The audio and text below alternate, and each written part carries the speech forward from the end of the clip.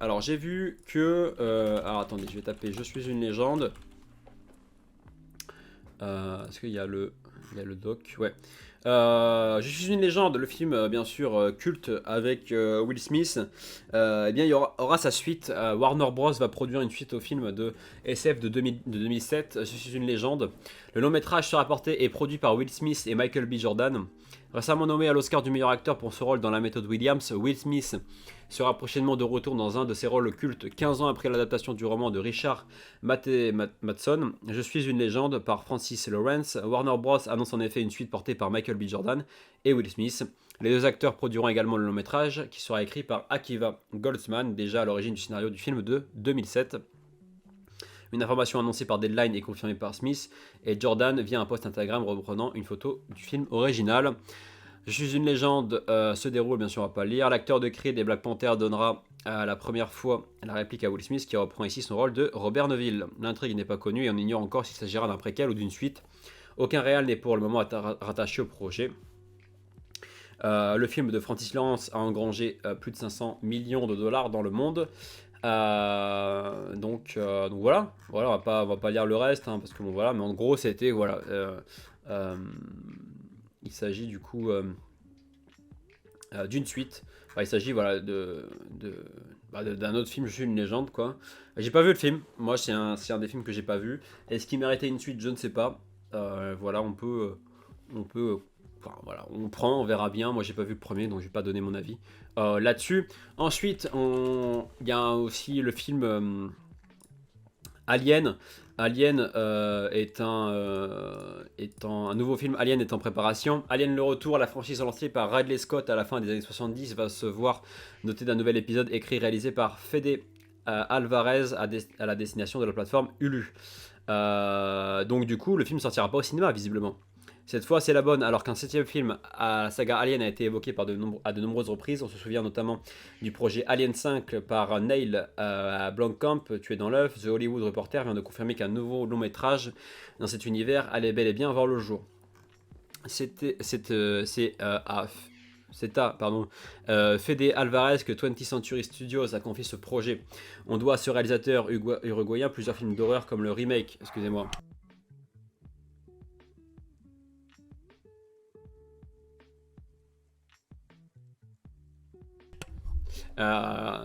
Donc on lui doit du coup Evil Dead de 2013, Don't Breath, La Maison des Ténèbres, ainsi que le thriller Millennium, Ce qui ne tue pas, Ce qui ne me tue pas, pardon, avec Claire Foy. Selon des sources du média américain, le cinéaste est un grand fan de la franchise Alien et a partagé une idée pour un film à Ridley Scott il y a des années.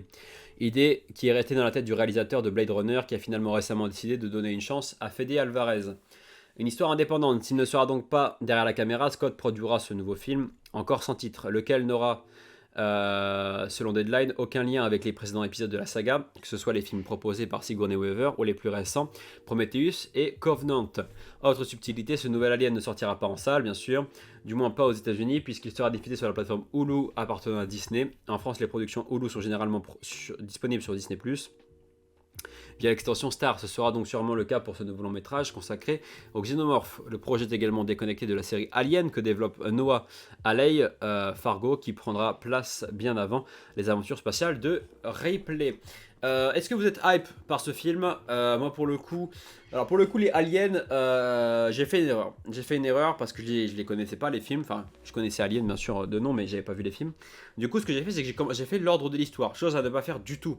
Du coup, l'ordre de l'histoire, c'était quoi? C'était commencer par Prometheus, Covenant et reprendre de ceux du coup de Alien le 8e passager et continuer ainsi de suite. Du coup, comme Prometheus et Covenant n'étaient pas du tout terribles, et une fois que j'ai vu Alien le 8e passager, je me suis dit putain, mais on me raconte 46 000 fois la même histoire. Du coup, en fait, j'ai délaissé les autres alors que j'aurais dû commencer par Alien le 8e passager et du coup, j'aurais pu, je pense, kiffer les autres par la suite tout en commençant par Alien le 8e passager. Donc, grosse erreur. Du coup, j'attends bien sûr d'être un peu évacué par ça et d'évacuer par les souvenirs que j'avais eu de ces films-là et de recommencer par Alien le 8e passager parce que du coup j'ai pas kiffé pleinement Alien le 8e passager qui pour moi je pense est un chef-d'œuvre en tout cas. Donc voilà, faudrait que je le revoie pour avoir un avis beaucoup plus constructif, en tout cas, pas avec l'avis de enfin, pas avec ma vision de Prometheus et de Covenant dans la tête, quoi. Toujours plus d'aliens, what the fuck, ouais, toujours plus d'aliens. Et j'ai fait une erreur du coup. En effet, alors toujours plus d'aliens, pourquoi? Bah, c'était prévisible. La semaine dernière, on a annoncé quoi, les gars? On a annoncé le retour de la planète des singes. Et là, on annonce le retour d'aliens. Je suis une légende, c'est quoi? Alors, c'est Warner Bros, pardon, je crois. Ah, si je dis pas de bêtises, mais là, Alien, c'est qui? 20th Century Studios. Quand Disney a racheté 20th Century Studios, j'ai dit à tout le monde, enfin, j'ai dit à tous mes potes, c'est sûr et certain que chaque franchise que possède à l'époque, du coup, la Fox, sera continuée par Disney, c'est sûr et certain. La preuve, bon, après, Alien, ça fait un petit moment qu'aussi, il est censé avoir aussi une suite par Ridley Scott, mais c'est sûr et certain. Regardez, la planète des singes fait son retour, l'âge de glace continue, Alien fait son retour, Avatar, bon bah Avatar c'était prévu depuis longtemps, donc voilà. Disney, les gars, ils vont continuer. On a eu le retour de Maman, j'ai raté l'avion. Enfin bref, ça va continuer, ça va continuer, ça va continuer. Après, est-ce que ça va être bien? Ça, c'est une autre, c'est une autre paire de manches, bien sûr. Donc, Disney et les suites, ils aiment. Donc nous, le film, c'est sûr, il sortira sur Star, c'est sûr. Parce que des films comme ça, des films tête d'affiche, comme je l'ai dit, sur une plateforme de streaming, c'est très bon pour eux. C'est un gros titre dans leur catalogue. Donc, il sortira pas au cinéma, c'est sûr. Moi, j'ai peur que ce soit une sous-production, par contre, qu'on nous fasse un sous-alien dégueulasse. J'ai très peur. Le gars est quand même très fan du film. Mais bon, il y a une différence entre être très fan et savoir ce qu'on fait et faire un truc de qualité, quoi. Parce que tu peux être très fan, mais faire de la merde, justement. Parce que justement, être très fan, t'es tellement fan que t'es tellement dans ton truc et tellement dans ce qui était fait par le passé, etc. Ça peut être un gros plantage énorme. Donc, franchement, on met des pincettes là-dessus, quoi. Donc on verra bien ce que ça donnera. Donc, je pense que ça sortira, bah voilà, ils avaient dit quoi en 2023, je crois. Moi, je pense que ça sera vers les horizons de 2023, 2024. Donc voilà pour Alien. Une actrice de Black Widow casting, ça j'ai vu ça hier. Florence Pugh est en pourparlers pour tenir le rôle de la princesse Irulan dans Dune 2 de Denis Villeneuve. Selon The Hollywood Reporter, Florence Pugh, alors je sais pas si on dit Pugh ou Puff, ou je sais plus comment on dit, Midsommar Black Widow, donc qui a joué dans Midsommar et Black Widow bien sûr, et qui a joué aussi récemment dans Hawkeye.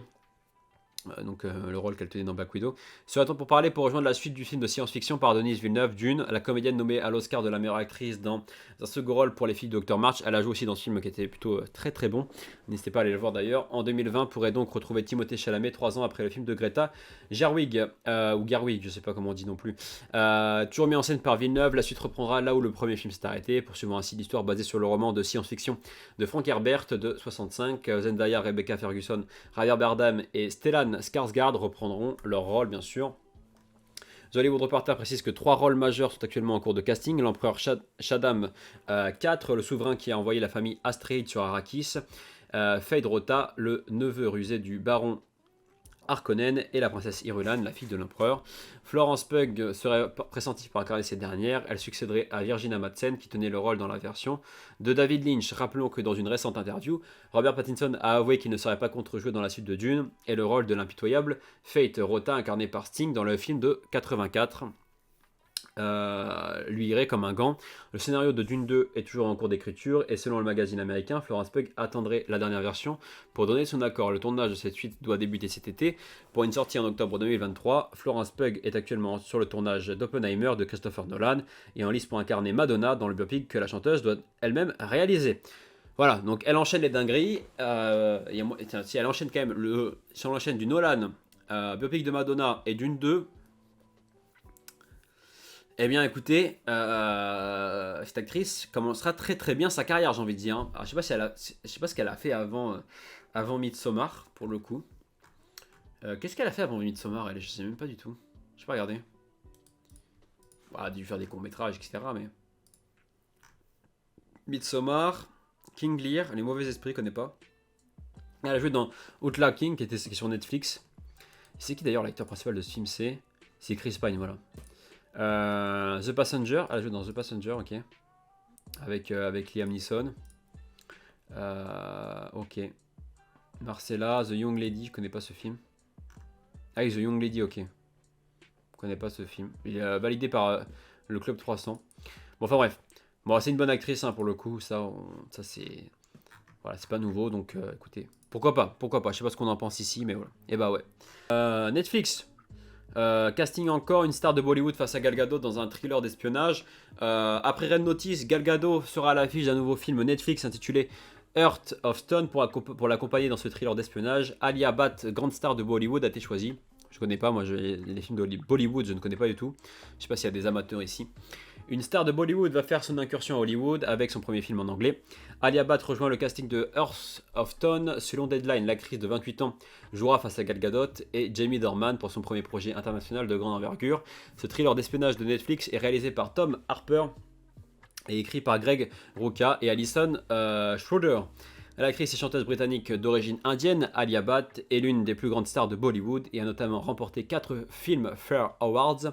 Fille du réalisateur Mahesh Bhatt et de l'actrice Soni Razdan, elle obtient son premier grand rôle en 99 dans Sang Ars, je sais pas, moi je suis pas indien, j'arrive pas à lire les noms là, un remake du Silence des Agneaux. Ah d'accord, ok.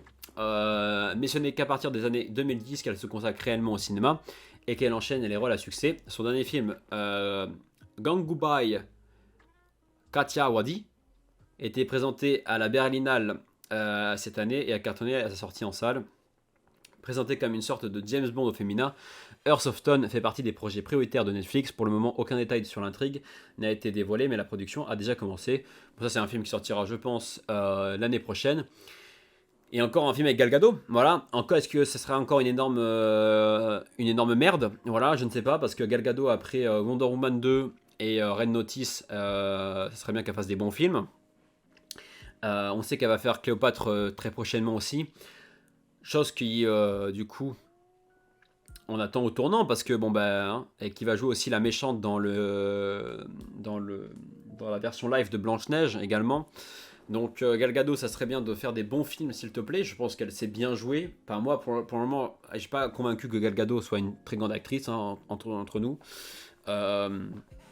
Donc, à voir. À voir. Alors, One Piece, alors on va parler de One Piece. Moi, je connais que dans la One Piece, mais bon, je sais qu'il y a des fans d'anime qui nous regardent peut-être. Donc voilà, One Piece, Netflix révèle les méchants de la série et les acteurs. Alors je crois qu'il y a eu des photos même qui sont sorties sur Twitter, j'ai vu les bateaux de la série. Moi je n'ai pas regardé un seul épisode de One Piece de ma vie. Et donc voilà, pas ouf Gal Gadot, on est d'accord. On est d'accord. Donc, on va regarder un petit peu. On regarde un petit peu le casting, hein. Voilà, donc pour ceux qui sont fans. De nouveaux interprètes ont rejoint le casting de la série live action One Piece produite par Netflix, dont le tournage bat actuellement son plein. On rappelle qu'ils avaient fait bien sûr un essai avec Death Note à l'époque et ça n'avait pas du tout plu aux fans de l'animé, bien sûr. Par contre, j'aimerais bien lire la suite. Alors, du coup, Kobe, au casting de la série The Girlfriend Experience et du film Evil Dead Rise, Morgan Davis va prêter ses traits à Kobe, jeune moussaillon quart de membre de l'équipage d'Alvida, qui va croiser la route de Luffy lors de sa toute première aventure. Voilà. Ensuite, on aura. Ouais, ça se ressemble plutôt pas mal. Ils ont le même pif en plus. Ouais, je trouve que la ressemblance est plutôt bien trouvée. Attention, c'est un éternuement.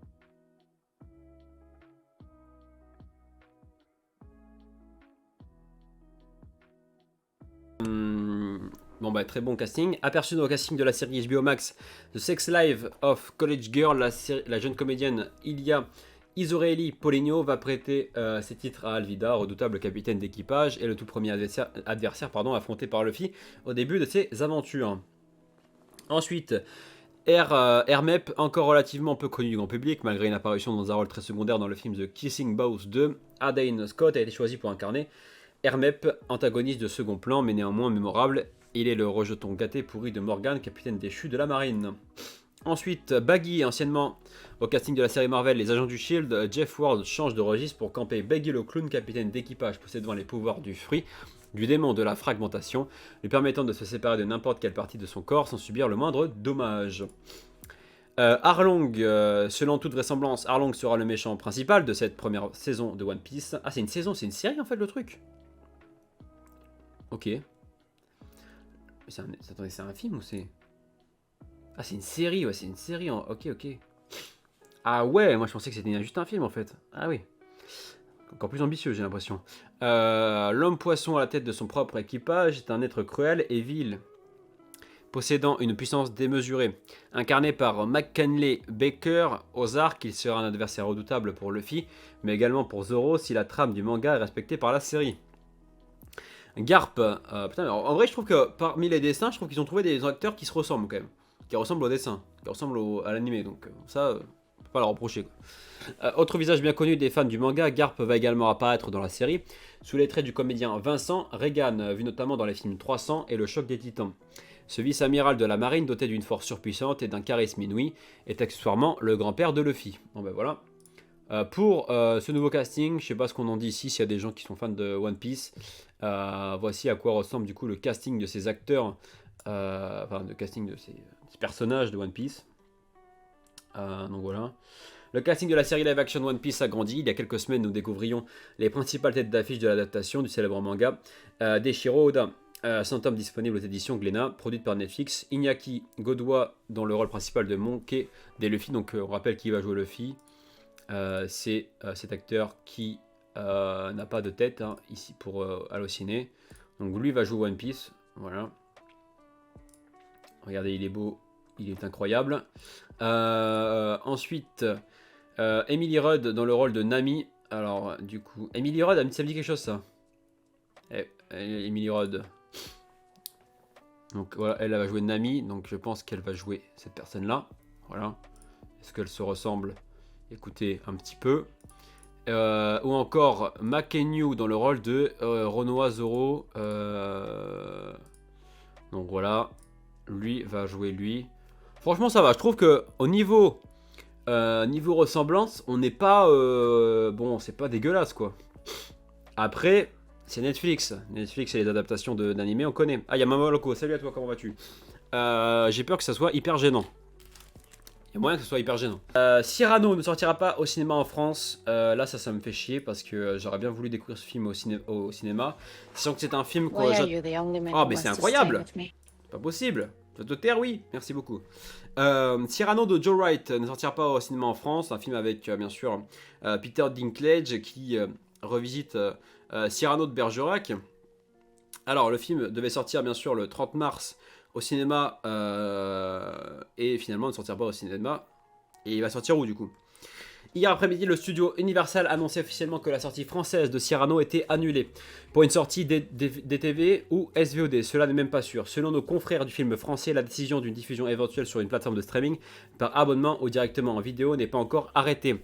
Adaptation d'une comédie musicale anglaise de 2018, adaptant elle-même la pièce de Cyrano de Bergerac d'Edmond de Rostand et réalisée par Joe Wright. Cyrano avec Peter Dinklage dans le rôle titre devait sortir le 30 mars chez nous. Il semble que son box-office décevant aux USA, 2,6 millions de dollars pour un budget de 30, où il est sorti fin décembre, a sonné le glas d'une exploitation en salle du film. Alors, pourtant, ce qui est quand même assez incroyable, c'est que le film est nommé dans presque toutes les cérémonies du début d'année, et je suis assez surpris qu'ils sont censés faire de la pub au film, donc moi je dis, j'aurais dû attendre au moins les Oscars pour voir si... ils auraient dû le sortir pour moi, parce que les Oscars c'est le 27 mars, moi je sais pas, ils auraient dû le sortir et je pense que peut-être que le film aurait un peu marché quoi en France, donc bon enfin bref, Universal font ce qu'ils veulent, mais je trouve ça dommage. Bien accueilli par la critique américaine, Cyrano a toutefois récolté 2 nominations Golden Globe bien sûr, meilleur film et meilleur acteur dans la catégorie comédie musicale.